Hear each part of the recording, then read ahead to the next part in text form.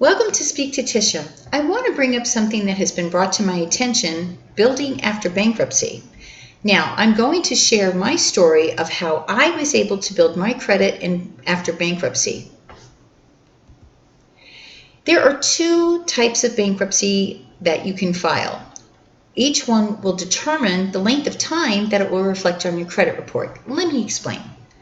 Filing a Chapter 7 bankruptcy, it remains on your credit for 10 years. Now, the reason is because you are not paying the creditors back. That's why it stays on there for so long.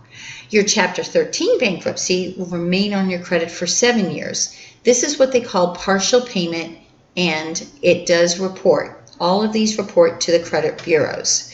Now, just because your bankruptcy will remain on your file for either 7 or 10 years, it's not going to take that amount of time to rebuild your credit. Don't get scared, because it takes a lot less time to build your credit after you have filed bankruptcy. And again, bankruptcy is not the end of the world. I just consider this life's little restart button. Now, rebuilding your credit will take time. I want you to be patient with yourself. And I'm going to share with you what I did and how I was able to create a checklist so that I can look over what was in my credit report. First and foremost, check your credit reports. Now, you can get your credit reports from the Free Trade Commission, and I'm putting in a link at the end of this presentation for you to click on. Very easy to get, and guess what? It's free. So get your credit reports from all three bureaus, Equifax, Experian, and TransUnion. I want you to know that your credit score will differ on all of these three reports because there may be some errors. And if you do see errors, it's very important that you contact the bureaus immediately. Their response time is 30 days, and then what happens, you dispute those errors. It is by law that they have to do this for you. Second thing, consider a secured card from your local bank. Now, a secured card is something you're putting the money up for, the bank holds it, and you're borrowing against your own money.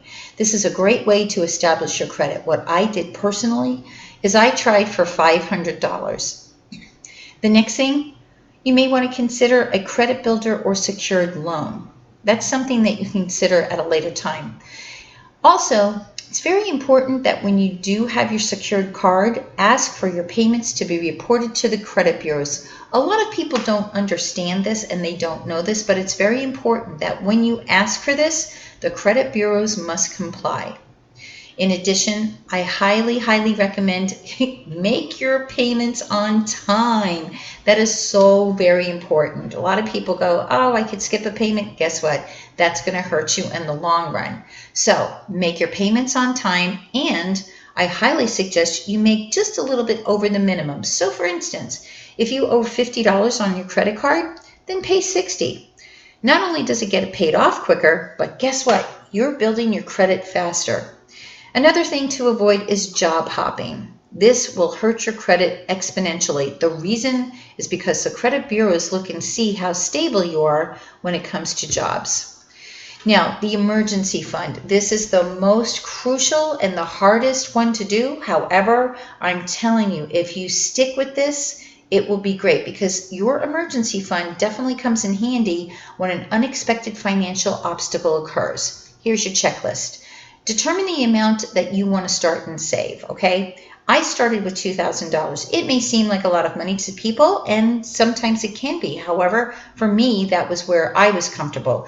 You may be comfortable with $1,000, and that's perfectly fine.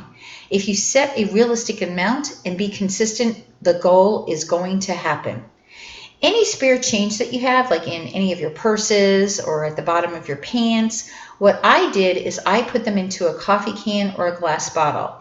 I saved it consistently for a year, and guess what? At the end of the year, usually around Christmas time, I had some extra money. Now, I will tell you, one year I was able to save up $700 just in change, and guess where that money went to? Directly into my emergency fund. Also, try saving money into a savings account automatically. You may want to start off with $10 a month or $10 a week. Regardless, as long as you're saving, you are on the path to success. Another thing, any tax refund that you get, Don't spend it. Please, please, please, I beg of you. Your tax refund is not a way for you to go get the latest trends or the latest fashions. It's a smart thing for you to put that money into an emergency fund or a savings account, whichever you choose, okay? And if you are working for a corporation and they have a 401k, take advantage of that because it will definitely help you in your retirement years. Now, there are some wise credit habits that I definitely want to go over with you. Create a budget and make a conscious effort to stick with it. Let me explain. If you borrow more money than you can pay back, guess what? You're going to be right back to where you started. Only borrow the money that you can afford to pay back on your credit. Carry a credit card balance responsibly. Let me explain. If you have a credit card limit that is $1,000, you want to keep your balance between $100 and $200. Here's the reason why. If your balance is closer to that $1,000, guess what happens? Your credit score goes down. And that's not what the goal is here. You want your credit score to go up. So keep your balance between $100 and $200 and your credit score will go up. I say even keep it less than that, but that's me personally.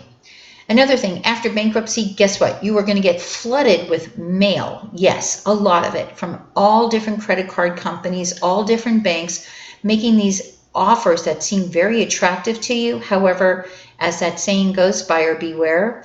A lot of these credit card companies and banks will send you these offers, but the annual percentage rates on these offers are extremely high, usually over 27%. So you definitely want to read the fine print, or like I did, I avoided it altogether.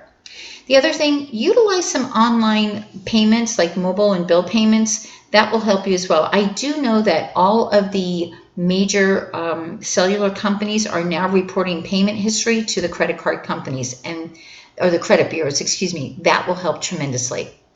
Your financial steps to self-esteem. Now, I personally use these steps after my bankruptcy to help my credit score increase. Guess what? You can too. I was able to get 3 cards. The first one was a secured card. The second was a major credit card from a major financial institution. And then I had gotten another one. So essentially, I established 3 lines of credit. One credit card I paid off totally, and I kept it for emergency purposes. The other thing I want you to realize, you are not in this situation alone. There are people like you who are going through the same thing. Another thing you may want to consider is get some extra income, like a part-time position. That money that you get, put it into a savings account or in your emergency fund. The other thing, avoid all temptations of impulsive purchases and spending. Last but not least, join Experian online. Now, they do have a free service as well as a fee for pay service. I highly recommend the free service because you're getting the most up-to-date information and your credit score is pretty much accurate on Experian. My final words. Rebuilding your credit can be a daunting task, but it's very possible if you use these steps. And remember, you're not alone.